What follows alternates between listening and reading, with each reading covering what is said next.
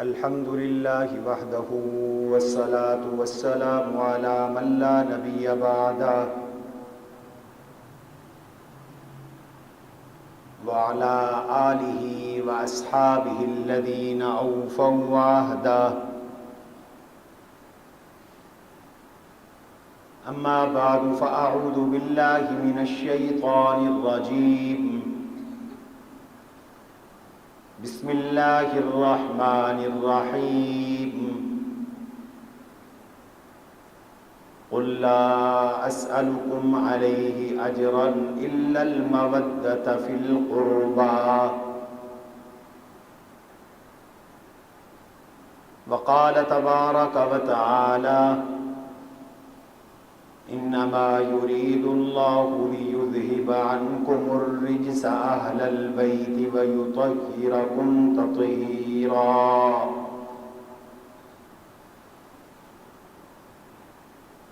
وقال رسول الله صلى الله عليه وسلم: حسين مني وأنا من الحسين. حسين صبت من الأسباط. وقال رسول الله صلى الله عليه وسلم: أحب الله من أحب حسينا وأبغض الله من أبغض حسينا. صدق الله وصدق رسوله النبي الكريم، ونحن على ذلك لمن الشاهدين والشاكرين، والحمد لله رب العالمين. اللهم صل على محمد وعلى آل محمد كما صليت على إبراهيم وعلى آل إبراهيم إنك حميد مجيد. اللهم بارك على محمد وعلى آل محمد كما باركت على إبراهيم وعلى آل إبراهيم إنك حميد مجيد. أستغفر الله ربي من كل ذنب وأتوب إليه. أستغفر الله ربي من كل ذنب وأتوب إليه. أستغفر الله الذي لا إله إلا هو الحي القيوم وأتوب إليه.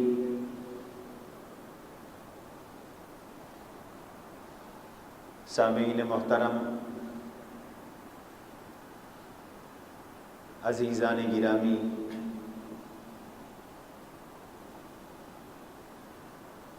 محترم بزرگوں اور ساتھیوں،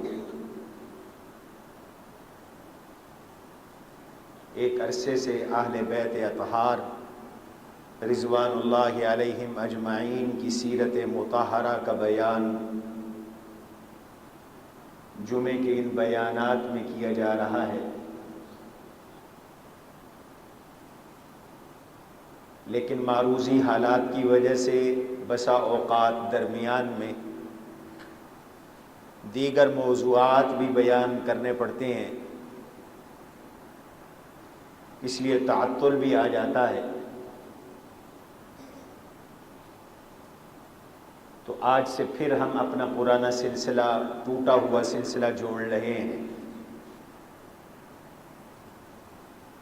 تاکہ اہل بیت اطہار کی سیرت مطہرہ کی تکمیل ہو سکے۔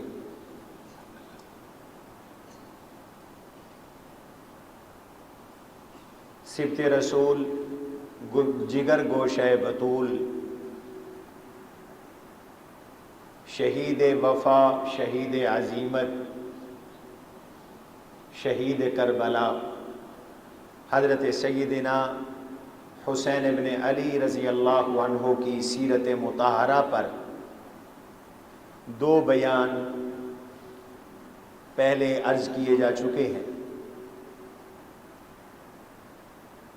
ایک بیان میں حضرت حسین کے بچپن، ولادت اور بچپن کو بیان کیا تھا، اور دوسرے بیان میں حضرت حسین رضی اللہ تعالی عنہ کے لڑکپن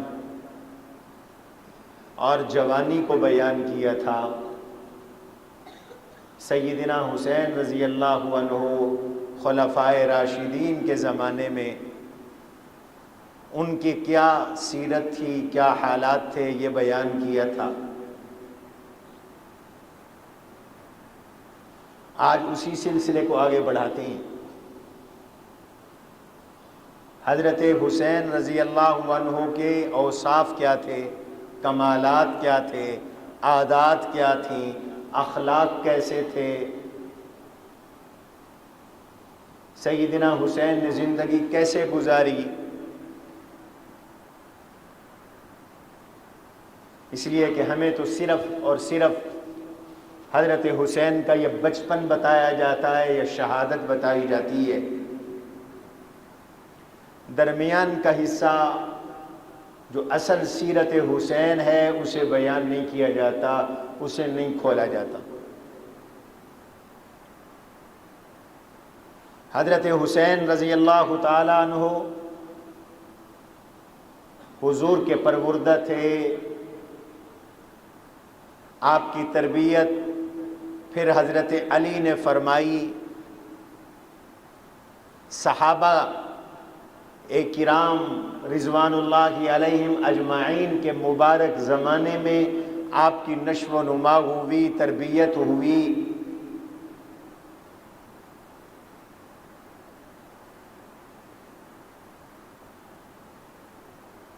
اور حضور علیہ السلام نے ان کے بارے میں بطور خاص فرمایا تھا، اما الحسین فلہ جرأتی وجودی،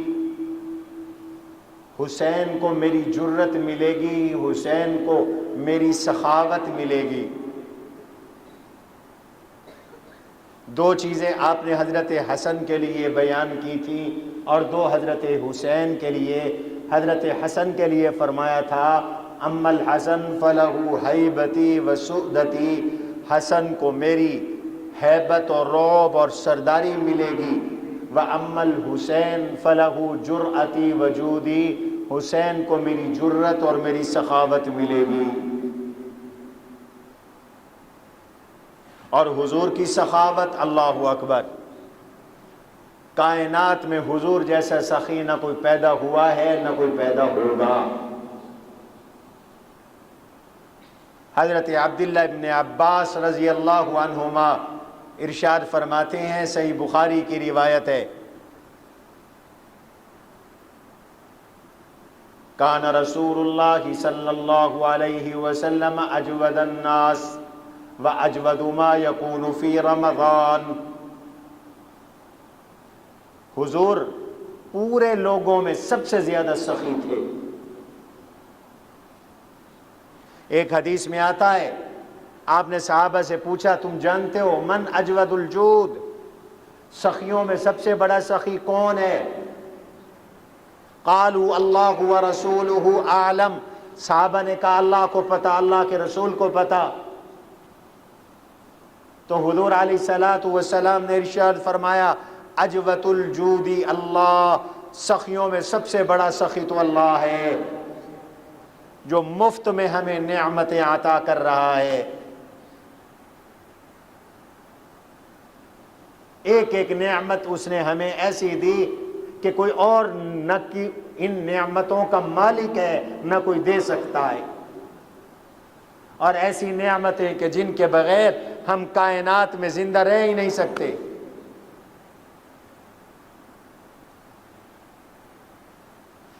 فرمایا پھر خالق کے بعد مخلوقات میں ثم انا اجود الجود، سب سخیوں سے بڑا سخی میں محمد کریم صلی اللہ علیہ وسلم ہوں۔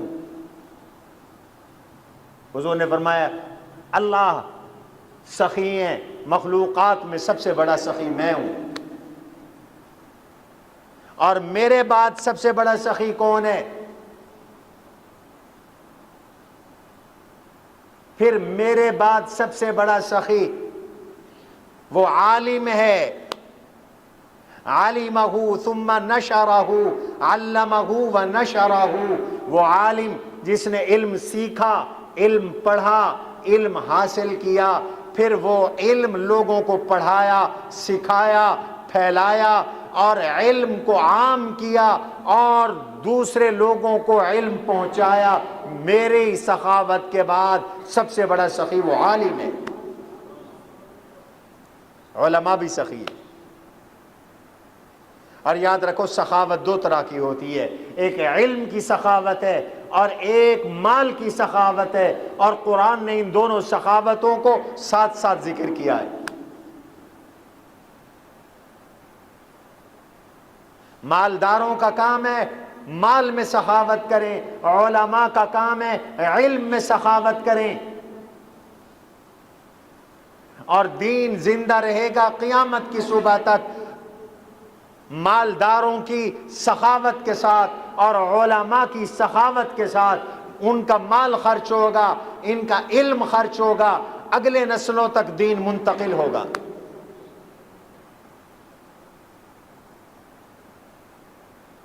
فرمایا کہ سب سے بڑا سخی میں ہوں۔ حضور علیہ السلام سب سے بڑے جود والے ہیں۔ آپ کہیں گے کہ حضور نے تو اتنا پیسہ نہیں خرچ کیا جتنا امتیوں نے خرچ کیا۔ حضور علیہ السلام کے پاس تو اتنا پیسہ تھا ہی نہیں، آپ تو مسکین طبع تھے، آپ نے تو اپنے لیے فقر کو اختیار کیا تھا، اپنے لیے چوز کیا تھا فقر کو۔ آل علم نے لکھا کائنات میں کوئی سخی حضور کی سخاوت کا مقابلہ نہیں کر سکتا، اس لیے کہ سخاوت تناسب سے ہوتی ہے۔ اگر کوئی سخاوت کر رہا ہے، اربوں پتی ہے اور وہ لاکھوں سخاوت کر رہا ہے، تو حضور کی سخاوت کے مقابلے میں اس کی سخاوت کچھ نہیں، اس لیے کہ میرے نبی وہ سخی ہیں جنہوں نے اپنا بھی سب کچھ اللہ کے رستے میں دیا، اور سائل سوال کرنے کے لیے آتا، مانگنے والا مانگنے کے لیے آتا۔ آپ کے پاس کچھ نہ ہوتا، آپ قرض اٹھا کر بھی اس کی ضرورت کو پورا فرماتے تھے۔ تو تناسب یوں دیکھو نا،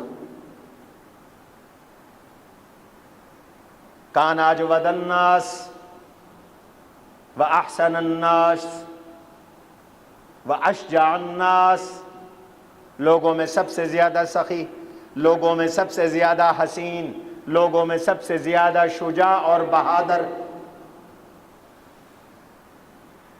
اور عادت مبارکہ کیا تھی؟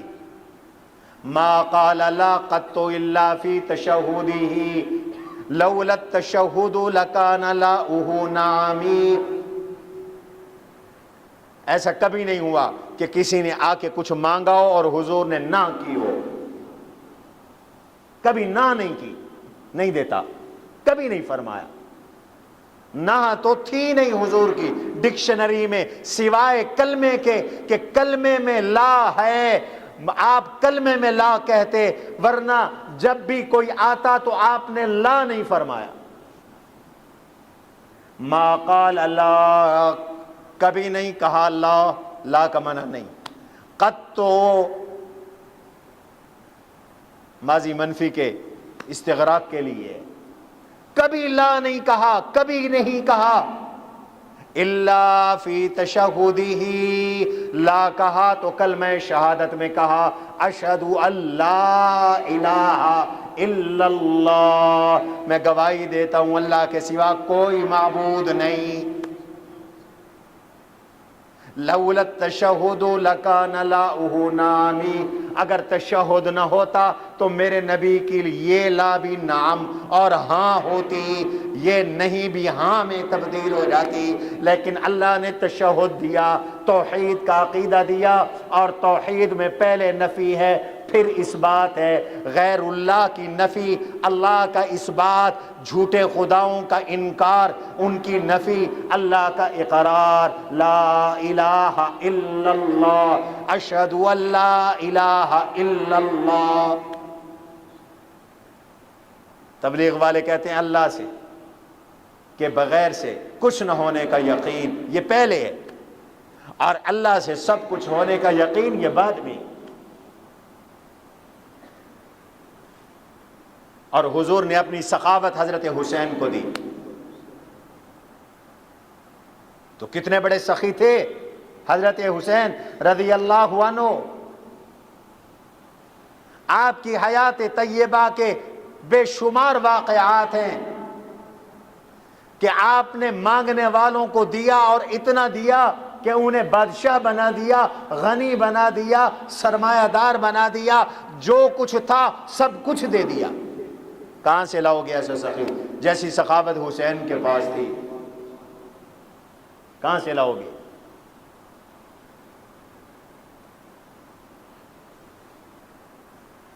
آپ گھر میں تھے، ایک سائل آ گیا، دیہاتی تھا، آپ کے دروازے پر کھڑے ہو کر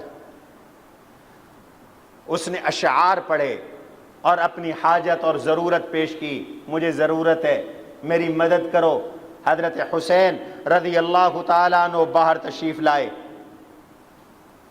حضرت حسین رضی اللہ عنہ گھر میں نماز ادا فرما رہے تھے اور وہ دستک دے رہا تھا اور شعر پڑھ رہا تھا اور اپنی ضرورت پیش کر رہا تھا۔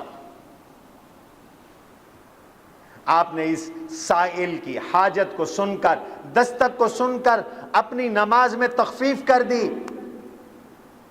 حسین تو لمبی نماز ادا کرنے والے تھے، بے نمازی کو حسینی کہنے کا کوئی حق نہیں ہے، جس کا دن رات دھوئیں پہ گزرتا ہو، سگریٹ میں گزرتا ہو، چرس میں گزرتا ہو، حفیم میں گزرتا ہو، منشیات میں گزرتا ہو، اس کو حسینی کہلانے کا کوئی حق نہیں ہے۔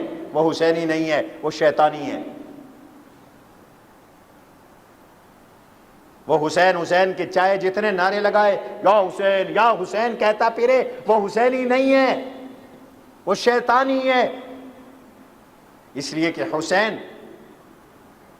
شب بیدار تھے، تہجد گزار تھے، عبادت گزار تھے، دن کو بھی لمبی لمبی نفلیں ادا کیا کرتے تھے، وہ نوافل میں تھے، لیکن اس حاجت مند کی حاجت کو سن کر اپنی نماز مختصر کر دی، تخفیف فرما دی، سلام پھیرا، خادم اور غلام قمبر کو بلایا، قمبر ادھر آ، جا کے دیکھ ہمارے پاس کتنے پیسے پڑے ہیں، کتنا سرمایہ پڑا ہے۔ اس نے آ کے بتایا حضرت صرف 200 درہم ہے، اور آپ نے مجھے فرمایا تھا کہ یہ صرف ہمارے گھر کی ضرورت کے لیے ہے، گھر کے تقاضوں کے لیے ہے، گھر کے کام کاج کے لیے ہے۔ حضرت حسین فرمانے لگے وہ ٹھیک ہے، لیکن ہوا احوج منی، اس سائل کی ضرورت ہمارے گھر سے زیادہ ہے، اٹھا کے لاؤ۔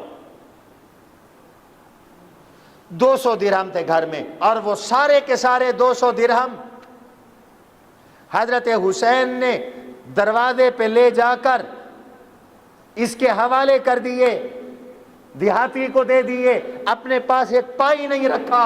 یہ ہے جود نبی، حضور کی سخاوت جو حضرت حسین کو ملی۔ عربی میں ایک کتاب ہے الامام الحسین، کئی سال پہلے میں نے اس کا مطالعہ کیا تھا، مجھے یاد پڑتا ہے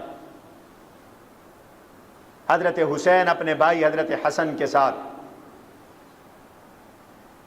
عبداللہ بن جعفر رضی اللہ عنہ کے ساتھ، اپنے چچا زاد بھائی کے ساتھ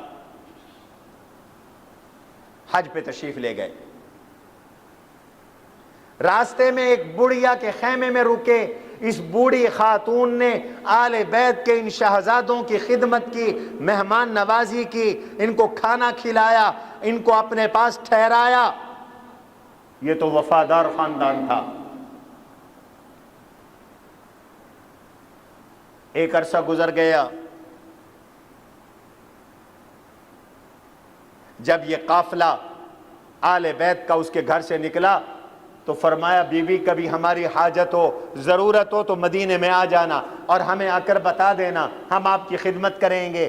ایک عرصہ گزر جانے کے بعد اس پر فقر آ گیا، فاقے آنے لگے، اسے یاد آیا کہ پیغمبر کے شہزادے آئے تھے، آل بیت آئے تھے، اور وہ یوں فرما گئے تھے چلیں جا کر ان سے اپنی حاجت، اپنی ضرورت پیش کریں۔ چنانچہ یہ بڑھیا بڑے عرصے کے بعد آئی اور حسنین کریمین کا گھر پوچھتے پوچھتے آئی، حضرت حسن حضرت حسین کے گھر میں پہنچی اور بار ان کے گھر کے باہر دروازے پر انتظار میں بیٹھ گئی۔ حضرت حسن رضی اللہ تعالیٰ عنہ تشریف لائے تو پہچان لیا، فرمایا اماں تو وہی بوڑھی ہے جو ہماری مہمان نواز تھی، خدمت گزار تھی؟ کہنے لگی جی میں وہی ہوں۔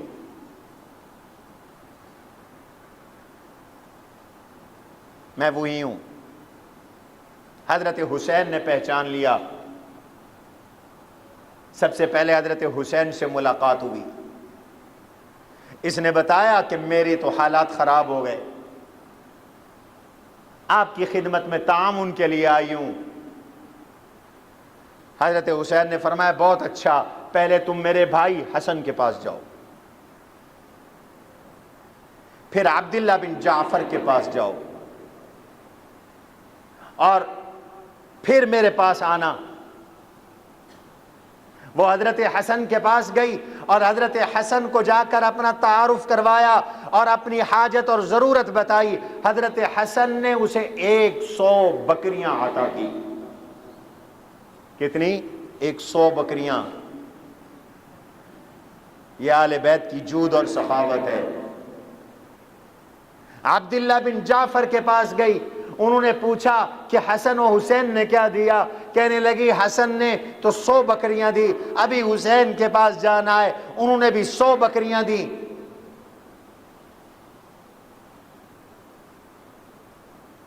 قافلے کے اور شرکا بھی تھے، انہوں نے بھی 100 بکریاں دی۔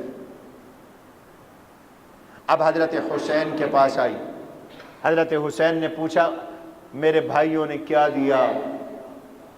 بڑھیا کہنے لگی 100 بکری۔ فرمایا جتنی اب تک لے چکی ہو اس سے دگنی بکریاں میری طرف سے قبول کر لو۔ ایک بھکاری خاتون جب آل بیت کے پاس آئی تو حسن و حسین نے اسے مدینہ اور گرد و نواح کی سب سے زیادہ بکریوں والی، سب سے زیادہ مال والی خاتون بنا کے بھیج دیا۔ یہ حسین کی جود ہے، سخاوت ہے۔ یہ حضرت حسین کی سخاوت۔ ان کے دل میں دنیا کی کوئی محبت نہیں تھی۔ ہم دنیا کی محبت میں گرفتار ہیں۔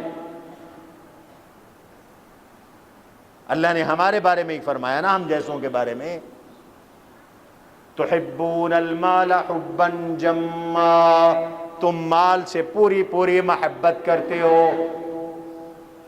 ہم مال کے پجاری ہیں، مجال ہے کہ زکوٰۃ نکالیں، صدقہ کریں، اس لیے ہمارے ہاتھ گھٹے رہتے ہیں۔ اللہ کا ہاتھ بھی ہمارے لیے اتنا نہیں کھلتا جتنا خرچ کرنے والوں کے لیے کھلتا ہے۔ میں لندن میں تھا، ایک غیبانہ تعارف اور محبت رکھنے والے صاحب تھے، انہوں نے میری دعوت کی، گھر لے گئے، ریسٹورنٹ لے گئے، کھانا کھلایا، حلال کھانا کھلایا۔ انہوں نے مجھے ایک عجیب بات بتائی، کہنے لگے کہ ہماری خاندان کا یہ معمول اور رواج ہے، ہم نے ہر بچے، ہر بچی اور گھر کے ہر فرد کو ایک گولک اور بکس بنوا کے دیا ہوا ہے۔ ہمارے بچے جب صبح سکول جاتے ہیں تو ہر بچہ اپنی اس گولک میں صدقے کی نیت سے کچھ پیسے ڈال کے جاتا ہے، اور ہم لوگ جب اپنے بزنس اور کاروبار پہ جاتے ہیں تو گھر کا ہر فرد اس گولک میں پیسے ڈال کر، صدقہ ڈال کر پھر دکان پہ جاتا ہے، اور جب وہ گولک میں اچھی خاصی رقم جمع ہو جاتی ہے تو ہم وہ رقم نکال کر کسی مستحق کو دے دیتے ہیں۔ اللہ اس صدقے کی برکت سے ہماری نسلوں کا اللہ نے رزق کھولا ہوا ہے۔ آج کے دور کی بات ہے، آج کے دور کی، ہندوستان کا وہ مسلمان تھا، اور حضور نے فرمایا، اور بالکل صحیح فرمایا، ہماری آنکھوں کے سامنے اللہ کے نبی کی حدیث کی صداقت ہے۔ حدیث قدسی ہے، اللہ کہتے ہیں یا ابن آدم انفق ينفق علیک، او ابن آدم تو میرے رستے میں خرچ کر، میں تجھ پر خرچ کروں گا، میں تجھ پہ خرچ کروں گا۔ اور معاف کرنا، ہمارے پاکستان کے حکمرانوں کا مزاج بھی بھیک مانگنے کا ہے، اور عوام کا مزاج بھی بھیک مانگنے کا۔ ہر بندہ یہ چاہتا ہے کہ مجھے مفت کا مال مل جائے، چاہے زکوٰۃ ہے، چاہے صدقات ہے، چاہے سود ہے، چاہے حلال ہے، چاہے حرام ہے۔ اور یہ قیامت کی نشانی ہے۔ اللہ کے نبی صلی اللہ علیہ وسلم کی حدیث مبارکہ ہے، ایک وقت آئے گا لا یبالی الرجل اکل من الحلال ام من الحرام او کما قال، ایک وقت آئے گا آدمی کھائے گا اور وہ یہ پرواہ نہیں کرے گا کہ میں حلال کھا رہا ہوں یا حرام کھا رہا ہوں، اس کی پرواہ نہیں ہوگی حلال اور حرام کی۔ اور آج وہی دور ہے، کوئی حلال و حرام کی پہچان نہیں ہے، زکوٰۃ کوئی نہیں دینی، صدقہ کوئی نہیں دینا۔ اس لیے دن بدن ہم سکڑتے جا رہے ہیں، بدحال ہوتے جا رہے ہیں۔ حسنین سخی تھے، سخاوت والے تھے، اور حسین سب سے بڑے سخی تھے۔ حضرت علی حجویری رحمت اللہ تعالی علیہ، جن کو تم داتا صاحب کہتے ہو، میں تو کہتا ہوں داتا کا معنی ہے دینے والا، اور دینے والا کون ہے؟ بولتے نہیں ہو، اللہ ہے۔ وہ بہت بڑے اللہ والے اور بہت بڑے بزرگ تھے۔ ان کا نام تھا حضرت علی حجویری رحمت اللہ تعالی علیہ۔ لاہور میں جن کا مزار ہے، ہم بزرگوں کی مزاروں پہ جاتے ہیں، اور جایا کرو، لیکن مانگو اللہ سے، جا کے سلام کرو، کہو السلام علیکم دار قوم مؤمنین وَإِنَّا بِكُمْ إِن شَاءَ اللَّهُ لَلَاحِقُونَ۔ حضور نے یہ دعا سکھائی ہے۔ ان بزرگوں کے درجات کی بلندی کے لیے دعا کرو، اللہ سے مانگو، اور اللہ سے کہو یا اللہ ان بزرگوں کا فیض اور ان بزرگوں کا علم اور ان بزرگوں کا عمل اور تقوی ہمیں بھی عطا فرما۔ اس کے خزانے میں کوئی کمی نہیں، دینے والا اللہ ہے۔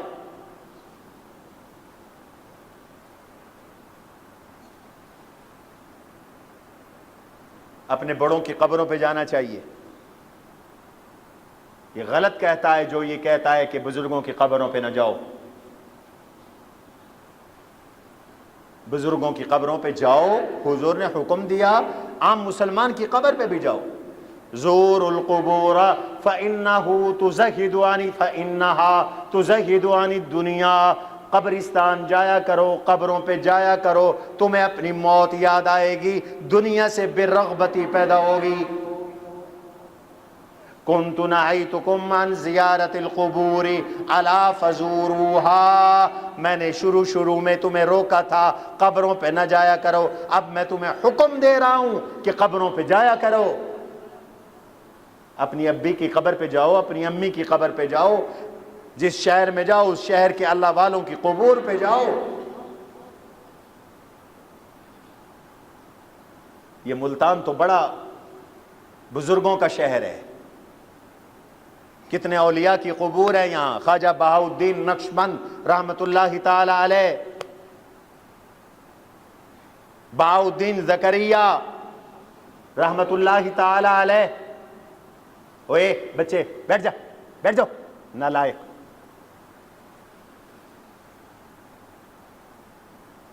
ان جیسے بڑے بڑے علماء اکابر اور بزرگان دین آرام فرمائیں، اور کتنے گمنام ہیں۔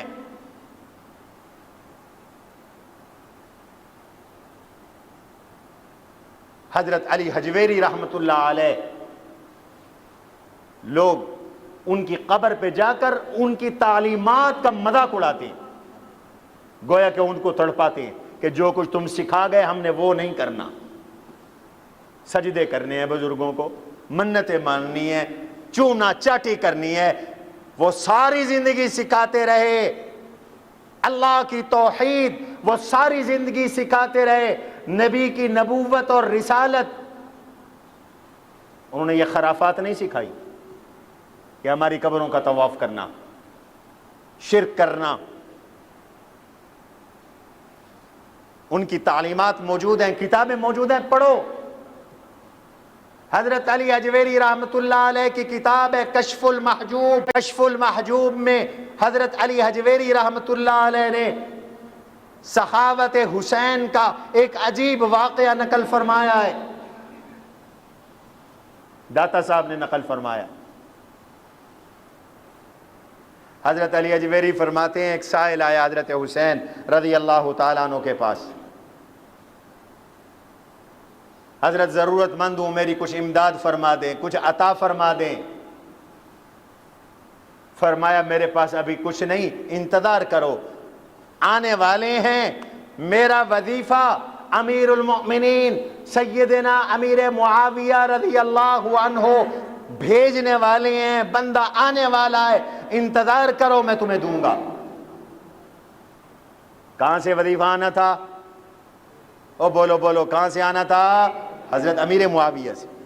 آگے چل کے میں بتاؤں گا کہ حضرت معاویہ نے حسنین کریمین کی کتنی خدمت کی، اور یہ حسنین کریمین دونوں حضرت معاویہ کے پاس شام ان کا آنا جانا اور ہدایہ قبول کرنا اور ان کا ان کو ہدایہ دینا، گفٹ دینا، یہ اہل سنت کی کتابوں میں بھی ہے، اور یہ آپ کو نہ بتائے ذاکر، یہ اہل تشیع کی کتابوں میں بھی ہے۔ یہ تو گالیاں بکتے ہیں، گستاخیاں کرتے ہیں، فیس بک کے اوپر سٹیٹس لگاتے ہیں حضرت معاویہ کے خلاف، حضرت ابو سفیان کے خلاف۔ بیٹے کا قصور بیٹے کا ہوتا ہے، باپ کا نہیں ہوتا۔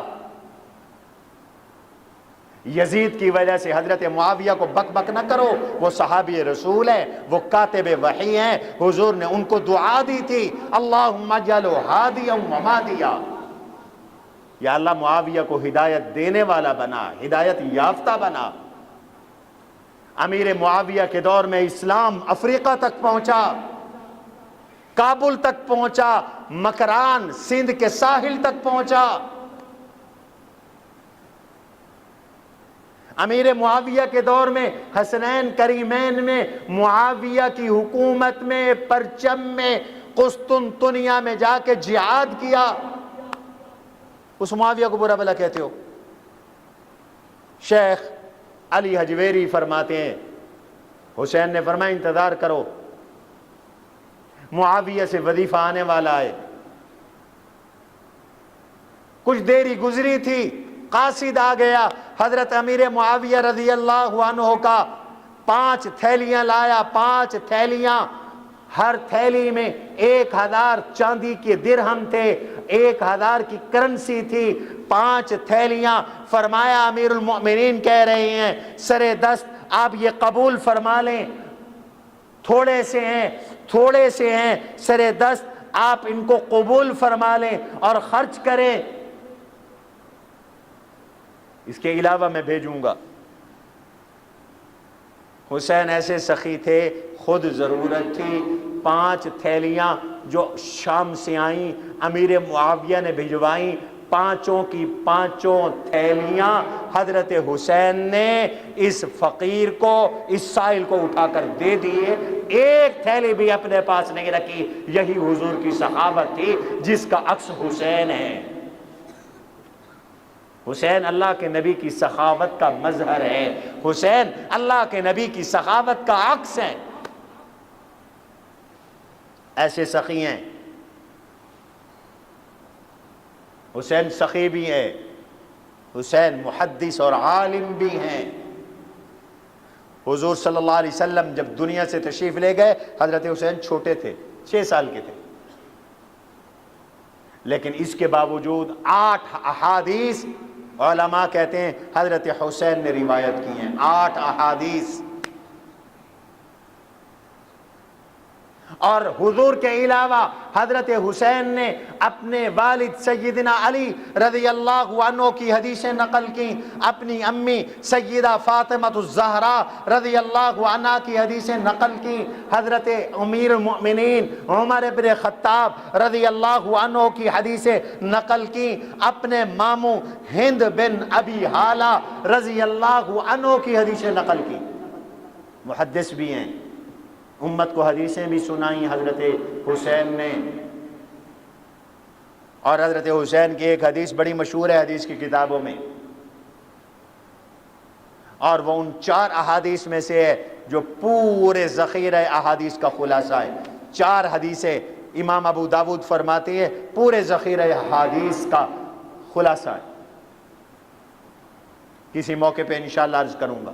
ان میں ایک حدیث یہ بھی ہے جو حضرت حسین روایت کر رہے ہیں، من حسن اسلام المرء ترکہ ما لا یعنی ہے۔ یہ بڑی جامع حدیث ہے، اوقات کی حفاظت اور اوقات کو منظم اور منضبط کرنے کے لیے بڑی جامع حدیث حضرت حسین اپنے نانا جناب رسول اللہ صلی اللہ علیہ وسلم سے روایت فرما رہے ہیں، من حسن اسلام المرء ترکہ ما لا یعنی ہے۔ آدمی کے اسلام کا حسن ہے، آدمی کے اسلام کا کمال ہے، آدمی کے اسلام کی یہ خوبی ہے، وہ فضول کام چھوڑ دے۔ ترکہ ما لا یعنی ہے، بے مقصد کاموں میں باتوں میں اپنا وقت ضائع نہ کرو، اپنے وقت کو کام میں لگاؤ، اپنا وقت یا علم میں خرچ کرو یا عمل میں خرچ کرو یا خدمت میں خرچ کرو، اپنا وقت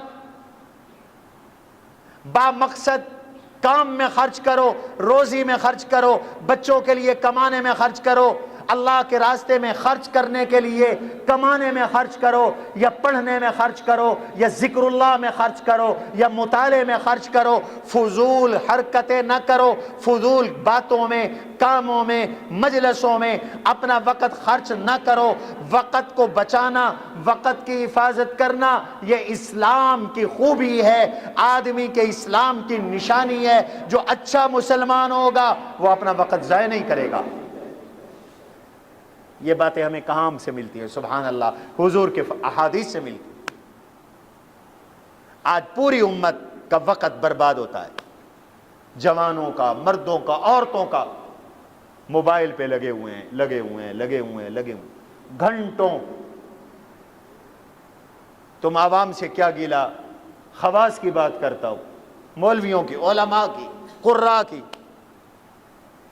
دینداروں کی۔ رات کو 2 بجے تک بس موبائل دیکھ رہے ہیں، فضول، نہ کوئی کام، نہ کوئی کاج، نہ اس سے کوئی نفع، بلکہ گناہ ہی گناہ، گناہ ہی گناہ، گناہ ہی گناہ۔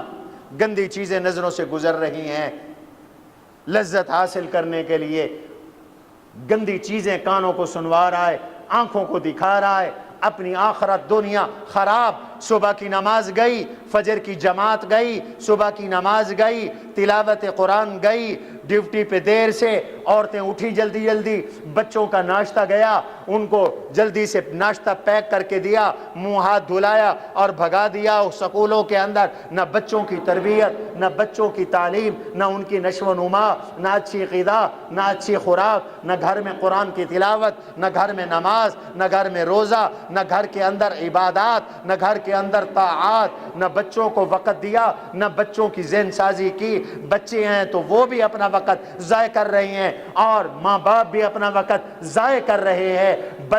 اور بے برکتی، نحوست گھر میں ٹپک رہی ہے۔ اس لیے میرے نبی نے 1450 سال پہلے فرما دیا اور روایت کیا امام حسین نے، من حسن اسلام المرء ترکہ ما لا یعنی ہے۔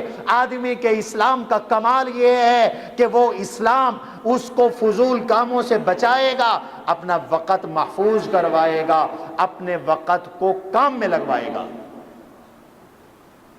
وقت بچاؤ، وقت ضائع نہ کرو۔ من حسن اسلام المرء ترکہ ما لا یعنی۔ آج ہمارے وقت ضائع ہو رہے ہیں، برباد ہو رہے ہیں ہمارے اوقات۔ نہ والدین کے لیے ہمارے پاس وقت ہے، نہ اولاد کے لیے وقت ہے۔ اولادیں بگڑتی جا رہی ہیں، شریفوں کی بچے بدماش بنتے جا رہے ہیں، بچیاں آوارہ ہوتی جا رہی ہیں۔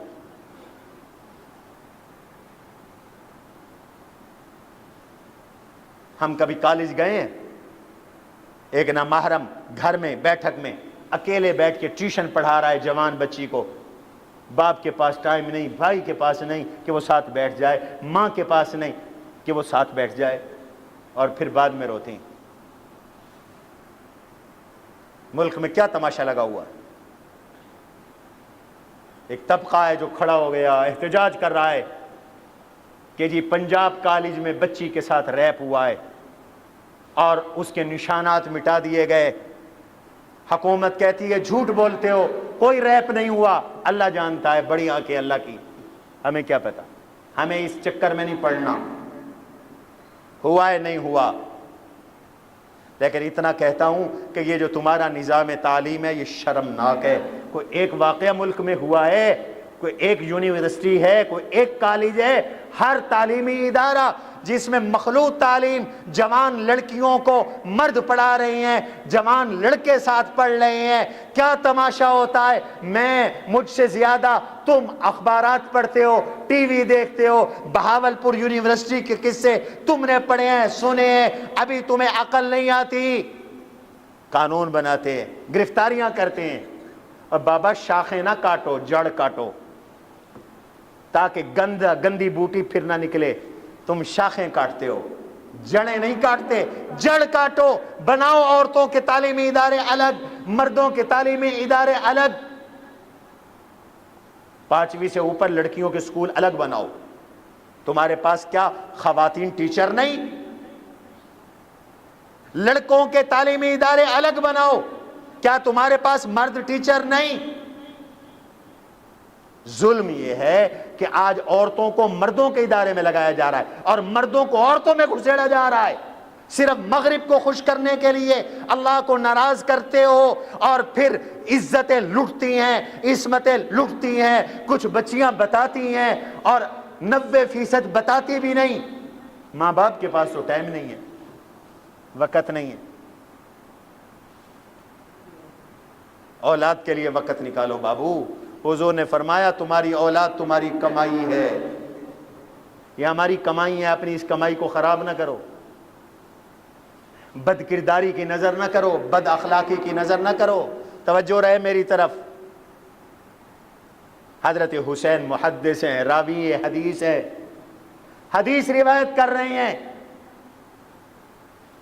اور ان کے شاگرد حدیث کے, ان کے اپنے بیٹے امام علی زین العابدین, ان کی ایک صاحبزادی عالمہ حضرت فاطمہ صغرا, دوسری صاحبزادی عالمہ حضرت سکینہ, یہ اپنے ابو سے حدیثیں پڑھتی ہیں, حدیثیں روایتیں کرتی ہیں. اور ان کے بھتیجے حضرت حسن رضی اللہ عنہ کے بیٹے زید بن حسن, حضرت اکرمہ, حضرت اعمش اور حضرت شعبی عبید بن حنین اور حمام الفرزدق, یہ حضرت حسین کے حدیث میں شاگرد ہیں. حسین بڑے محدث ہیں. اور حضرت حسین رضی اللہ تعالیٰ عنہ ایک مرتبہ سفر کر رہے ہیں, پیدل تھے. حضور کے ایک صحابی ہیں, ان کا نام ہے نعمان ابن بشیر رضی اللہ عنہ. بڑا دلچسپ قصہ ہے. وہ سواری پہ سوار ہو کے آ رہی. ایک طبقہ تو لڑواتا ہے نا, وہ یہ دکھاتا ہے کہ صحابہ الگ تھے, اہل بیت الگ تھے. میں کہتا ہوں یہ جھوٹ بولتے ہیں, یہ سارے اکٹھے تھے. حسین کہاں پڑھے, کہاں پڑھایا؟ حسین کی علم کی مجلسیں مسجد نبوی میں لگتی تھی. میں آگے چل کے عرض کروں گا, حسین نے مسجد نبوی کے اماموں کے پیچھے نماز پڑھی. جعفر صادق اور امام باقر دونوں کہتے ہیں ہمارے بابا حسین مسجد نبوی میں مروان کے پیچھے نماز پڑھتے تھے اور کبھی گھر میں آ کے لوٹاتے بھی نہیں تھے, نمازیں اکٹھی پڑھی. اور یہ حوالہ شیعہ کتاب کا دے رہا ہوں, سنی کتاب کا نہیں دے رہا. ہاں تو فرمایا نعمان ابن بشیر رضی اللہ عنہ سواری پہ سوار ہو کے آ گئے. حسین پیدل جا رہے تھے, نعمان اتر گئے. حضرت حسین سے کہا آپ سوار ہو میری سواری پر. حسین نے فرمایا نہیں میں نہیں سوار ہوتا, آپ سوار ہو, آپ کی سواری ہے, آپ سوار ہو.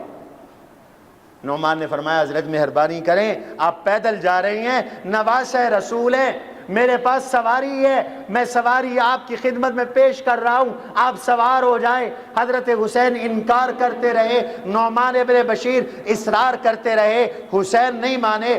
بالآخر حضرت نعمان ابن بشیر نے قسم دی حضرت حسین کو، میں آپ کو قسم دیتا ہوں اللہ کی، آپ سواری پہ سوار ہو جائیں۔ حسین مجبور ہو گئے قسم کی وجہ سے، سواری پہ سوار ہوئے۔ فرمایا اچھا میں سوار ہوتا ہوں، تم آگے بیٹھو میں پیچھے بیٹھتا ہوں، تم آگے بیٹھو میں پیچھے بیٹھتا ہوں۔ حضرت نعمان ابن بشیر نے کہا نہیں، آپ آگے بیٹھے میں پیچھے بیٹھوں گا۔ حضرت حسین نے کہا کہ میں حدیث سناتا ہوں تجھے، مجھے میری امی نے روایت کی، حضرت فاطمہ نے، اور وہ حضور صلی اللہ علیہ وسلم سے روایت کرتی ہیں۔ اللہ کے نبی علیہ السلام نے فرمایا الرجل احق بصدر دابته والرجل احق بامامته فی اہلہ والرجل احق بمجلسه فی بیتہ او کما قال۔ تین چیزوں کا حق آدمی کو ملتا ہے۔ نمبر ایک، سواری کی فرنٹ سیٹ پر مالک کا حق ہے وہ خود بیٹھے، الرجل احق بصدر دابته، اگلی سیٹ پر سواری کا مالک خود سواری پر بیٹھے۔ نمبر دو، گھر میں نماز ادا کرنی ہو تو امامت گھر کا مالک خود کروائے، اگر وہ امامت کا اہل ہے، نہ اہل کے لیے تو نہیں ہے نا یہ اہل کے لیے، وہ امامت خود کروائے۔ نمبر تین، جو مجلس میں ایک مرکزی جگہ بیٹھنے کے لیے بنائی ہے، جو چیئر ہے، وہ اس چیئر پر، اس کرسی پر، اس مرکزی نشست پر صاحب خانہ خود بیٹھے۔ لہذا حضرت حسین نے فرمایا، حضور کی حدیث ہے، فرنٹ سیٹ پر تم خود بیٹھو، تم سواری کے مالک ہو۔ یہ دیکھو حضرت حسین کی حدیث کا علم، حدیث روایت کر رہی ہے۔ آگے بھی نبی کے صحابی تھے، نعمان ابن بشیر فرماتے ہیں میں نے بھی حدیث اسی طرح سنی ہے، لیکن اس کے آخر میں ہے الا بإذنہ، میرے نبی نے فرمایا کہ تین چیزوں کا حق مالک کو ہے، سواری کی اگلی سیٹ کا، گھر کی امامت کا، اور مجلس کی مرکزی جگہ کا، الا بإذنہ، ہاں اگر مالک دوسرے کو اجازت دے دے تو یہ تینوں سیٹوں پر اور بھی آ سکتا ہے۔ لہذا حسین، میں حدیث کے تحت تمہیں اجازت دیتا ہوں، میری سواری کی فرنٹ سیٹ پر حسین بیٹھیں گے، آپ بیٹھیں گے۔ حسین ایسے محدث تھے، اور میں نے ابھی بتایا کہ حسین مسجد نبوی میں پڑھاتے تھے، ملنگو کو نہیں نیٹھے ہوئے پڑھیں دا، حسین استاد تھے، پڑھاتے تھے، اور ان کا حلقہ مسجد نبوی میں لگتا تھا۔ سیدنا امیر معاویہ رضی اللہ عنہ نے ایک شخص کو بھیجا کہ تم جاؤ مسجد نبوی میں، مسجد نبوی میں بہت سے حلقے لگے ہوتے ہیں، آج بھی مسجد نبوی میں علم کے بہت سے حلقے لگے ہوتے ہیں، آپ دیکھتے ہیں قرآن کے حلقے ہیں، 18 نمبر گیٹ کے اندر جاؤ تو بچے آپ کو عصر سے عشاء تک قرآن پڑھتے ملتے ہیں۔ ہمارے ایک بزرگ ہیں قصبہ مڑل کے، قاری عبداللہ صاحب، قصبہ مڑل کے، 55 سال سے وہ بندہ نبی کی مسجد نبوی میں اور مدینہ میں بیٹھا ہے، 55 سال سے گھر نہیں آیا، کہیں ایسا نہ ہو کہ موت حضور کے شہر سے باہر آ جائے۔ وہ اپنی موت مدینہ میں مرنے کے لیے مدینہ میں بیٹھے ہیں اور نبی کی مسجد نبوی میں قرآن پڑھا رہی ہیں، 3 نسلیں ان کی شاگرد ہیں، دادا قاری حافظ بنا ان سے، پھر والد بنا، اب ان کے پوتے اور بیٹے قاری صاحب کے پاس حفظ کر رہے ہیں۔ اور میری یہ خوش نصیبی ہے کہ یہ جو میرا بیان چلتا ہے قاری صاحب وہاں خود بھی سنتے ہیں، دوسروں کو بھی سنواتے ہیں، مجھے کئی دفعہ انہوں نے بتایا۔ کرونا میں تو وہ باقاعدہ اپنی بیٹھک میں لوگوں کو بلا کر یہ بیان سنواتے تھے جو میں یہاں اس مسجد میں بیان کرتا ہوں، اور دعائیں دیتے ہیں ہمیں، ہمارے ادارے کو۔ حضرت حسین کا علمی حلقہ مسجد نبوی میں لگتا تھا۔ امیر معاویہ نے فرمایا بہت سے حلقے لگے ہوں گے، جب تم ایسا حلقہ دیکھو کہ جس حلقے کے اندر لوگ اس طرح بیٹھے ہوں کہ گویا ان کے سروں پر پرندے بیٹھے ہیں، پورے خشوع اور خضوع اور ادب کے ساتھ، تو سمجھ لینا وہ حسین ابن علی کا حلقہ ہے۔ یہ شخص جب مسجد نبوی میں آیا تو اس نے آ کے دیکھا کہ حضرت حسین کے حلقے میں لوگ علم پڑھ رہے ہیں اور اس طرح بیٹھے ہیں جیسا کہ ان کے سروں پہ پرندے بیٹھے ہیں، اور حضرت حسین کو دیکھا تو ان کی چادر آدھی پنڈلیوں تک تھی۔ اپنے نانا کی سنت کے مطابق حسین چادر باندھتے تھے اور چادر آدھی پنڈلیوں تک تھی۔ یہ حسین کی سیرت ہے۔ بنو نا حسینی، خالی نعرے، جلوس، ملک جام کر دینا، اس سے بندہ حسینی نہیں بنتا۔ یہ ہے حسینی۔ لباس بھی حضرت حسین کا حضور والا تھا، قرآن کی تلاوت کا معمول تھا، رمضان میں باقاعدہ ختم فرمایا کرتے تھے، رمضان المبارک میں باقاعدہ ختم فرمایا کرتے تھے۔ حسین نفلی روزے رکھنے کے عادی تھے۔ اسد الغابہ میں علامہ ابن اثیر رحمۃ اللہ علیہ لکھتے ہیں فاضراً کثیر الصوم والصلاة والحج والصدقة وافعال الخیر جمیعها، افعال الخیر جمیعها۔ حضرت حسین نفلی روزے رکھتے تھے، نفل نماز پڑھتے تھے، بہت حج کرتے تھے، صدقہ کرتے تھے، اور بہت ساری نیکیوں میں سب سے آگے تھے۔ 25 پیدل حج کیے امام حسین رضی اللہ عنہ۔ یہ نہیں کہ حسین کے پاس سواریاں نہیں تھی، سواریاں ہوتی، اونٹ بھی ساتھ چل رہے ہوتے، لیکن مدینہ سے مکہ 25 مرتبہ حضرت حسین نے حج کیا، پیدل کیا۔ حسین خدمت گزار تھے۔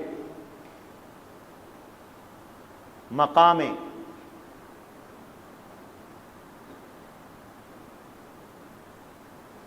ابراہیم کے پاس اور زمزم کے کنویں کے درمیان اس زمانے میں ایک پانی کا تالاب تھا جس میں زمزم کا پانی بھرا رہتا تھا۔ حضرت حسین حج کے دنوں میں اپنے ہاتھوں سے تالاب سے پانی بھر بھر کر لوگوں کو پلاتے تھے۔ زمزم کی سبیل حج پہ چلاتے تھے، محرم میں نہیں، اور اللہ کے گھر میں چلاتے تھے، مطاف میں چلاتے تھے، زمزم کا پانی پلایا کرتے تھے۔ حضرت حسین رضی اللہ عنہ کعبے میں جاتے تو کعبے میں داخل ہو کر چاروں کونوں میں نوافل ادا فرمایا کرتے تھے۔ حضرت حسین، یہ حضرت حسین کی سیرت ہے۔ حضرت علی کی شہادت ہو گئی، حضرت حسن نے حضرت امیر معاویہ سے صلح کر لی، مسلمانوں کی جنگ ختم ہو گئی، تو حسین بھی صلح میں اپنے بھائی حضرت حسن کے ساتھ۔ اور یہ ساری تاریخ کی کتابوں میں لکھا ہوا ہے، اٹھا کے دیکھ۔ رجال کشی ہمارے شیعہ حضرات کی کتاب ہے، اس کے اندر یہ عبارت ہے کہ جب حضرت حسن نے حضرت معاویہ سے صلح کی تو حضرت معاویہ نے پہلے حضرت حسن سے فرمایا قالا قم فبایع، حسن اٹھیں اور میرے ہاتھ پہ بیعت کریں۔ فقام فبایع، حضرت حسن اٹھے، انہوں نے حضرت معاویہ کے ہاتھ میں ہاتھ رکھ کر بیعت کی۔ ثم قال لحسین قم فبایع، پھر حضرت حسین سے فرمایا حسین اٹھو اور بیعت کرو۔ فقام، حضرت حسین اٹھے، وبایع، معاویہ کے ہاتھ میں ہاتھ رکھ کر بیعت کی۔ ثم قال لقیس، پھر قیس سے فرمایا قم فبایع، اٹھو اور بیعت کرو۔ تو قیس حسین کو دیکھنے لگے کہ میرے لیے کیا حکم ہے، تو حضرت حسین نے قیس اپنے ساتھی سے فرمایا کہ او قیس، یا قیس انہو امامی، آج کے بعد معاویہ میرا امام ہے، تم بھی بیعت کرو۔ قیس نے بھی بیعت کی۔ شیر و شکر ہو گئے بھائی، پیار اور محبت بحال ہو گیا۔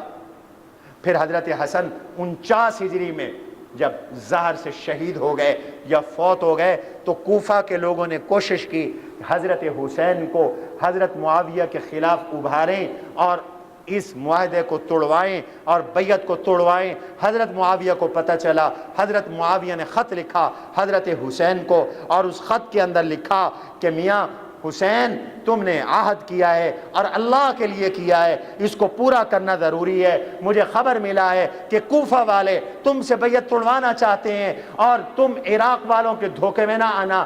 دیکھو انہوں نے تمہارے باپ کے ساتھ بھی دھوکہ کیا، تمہارے بھائی حسن کے ساتھ بھی دھوکہ کیا۔ تو حضرت حسین نے حضرت معاویہ کو خط کا جواب لکھا اور اس میں یہ لکھا کہ میرے بارے میں جو آپ کو خبر پہنچی ہے وہ درست نہیں ہے، میرا آپ کے خلاف بغاوت کا، عداوت کا، محاربت کا، مخالفت کا کوئی ارادہ نہیں ہے۔ پھر حضرت حسین حضرت معاویہ کے دور حکومت میں جہاد کے لیے قسطنطنیہ تشریف لے گئے۔ حضرت حسن حسین دونوں، یہ 51 ہجری کے بعد۔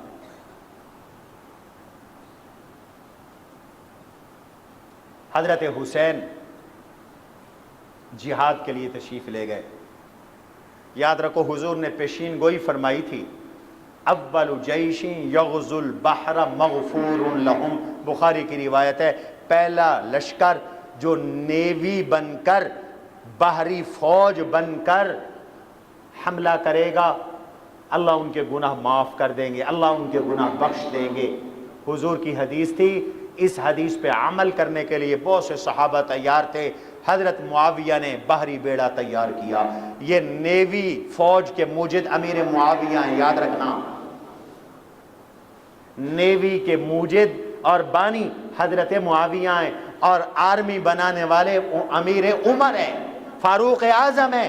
آرمی فاروق اعظم نے بنائی اور نیوی امیر معاویہ نے بنائی، اور پہلا لشکر قسطنطنیہ گیا، ترکی کے شہر میں حملے کے لیے۔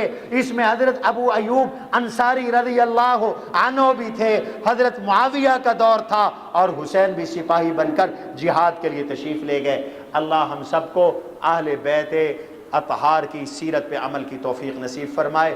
بس ایک بیان ہوگا اب حضرت حسین پر، جس میں حضرت حسین کی شہادت کی پوری تفصیل میں آپ کے سامنے رکھوں گا۔ اللہ تعالی ہم سب کو صحابہ اور آل بیت کی سچی محبت نصیب فرمائیں۔ وما علینا الا البلاغ۔ الأمجاد بانيها ومن يسعى إلى العليا بما فيها